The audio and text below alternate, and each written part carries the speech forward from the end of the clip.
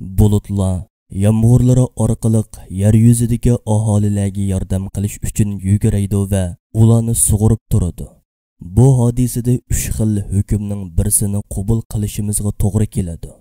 Birinchisi, bulutlar insonlarni, hayvonlarni va o'simliklarni to'niydi va marhamat ko'rsatib ularga yomg'ir yog'diradi.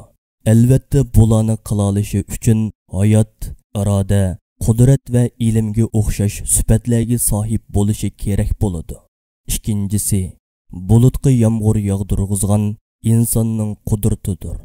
İnsan bulutga yomg'ir yog' deb amr qiladi-da, bulutmo yomg'ir yog'diradi.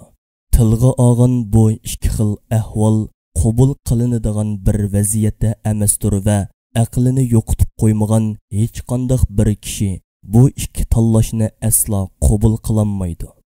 Undaq bo'lsa, faqat va faqat uchinchi tanlashni qabul qilishga to'g'ri keladi. Bulut Allohning bir xizmatchisidir.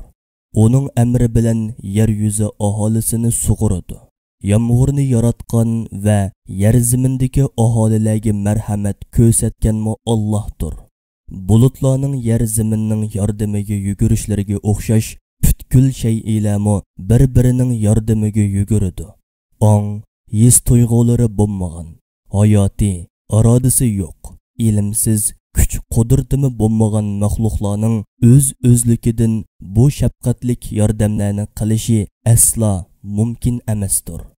Demak, ularning bu yordamlashni o'rinlashdagi ojizliklari isbot qiladi-ki, parda oqisida bir zot bordir.